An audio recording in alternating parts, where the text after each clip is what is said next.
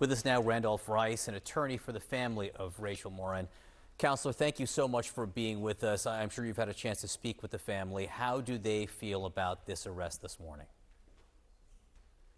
Well, they're incredibly relieved. Certainly, this has been an agonizing 10 months since Rachel's murder. There's a sense of happiness, but certainly they understand that this is not over. The prosecution now begins once this suspect is returned to Maryland in the next week or so. And then we have to go through the process of him being prosecuted in Harford County. We don't know what the decisions he's going to make moving forward. What complications, if any, do you foresee in that prosecution?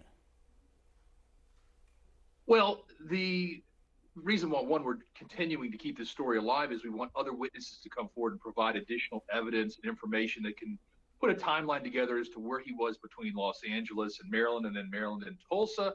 But, you know, if he tries to, or if he decides to go with a jury trial, that could be a lot longer and more drawn out versus a plea, which would be a lot quicker. That really is the decision he has to make at the very beginning of the case. I know justice is a hard concept to grasp in something like this for a family that's lost so much, but what would the family see as a just outcome? Well, I think certainly the sheriff said it best. If he spends the rest of his life behind bars, he certainly has to answer the crimes here. He's got to answer the crimes in California, and then he theoretically could answer crimes in El Salvador. But that leads us back to the problem of this is just incredible that an individual from another country came and killed an American. This was completely preventable. And when you say it's completely preventable, then where do you place that blame? Well, America is hemorrhaging at the southern border, and the officials in Washington keep arguing over which kind of tourniquet to use. They just can't seem to figure out how to fix this problem.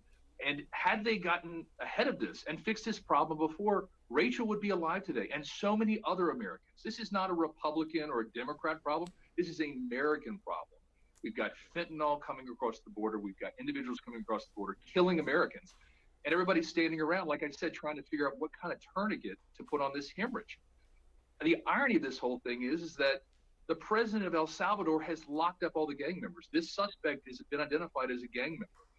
The irony is that in his country, he would have been locked up, yet he comes here and he kills Rachel Morin. So they've got to figure out what's going on at the southern border. Washington has got to figure out how to fix this problem.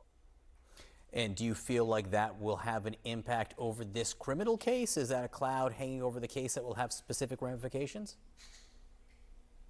No, I think this is something that a future family would hopefully not have to go through, because I have seen how this has just destroyed Rachel's mother and sister and brothers and family.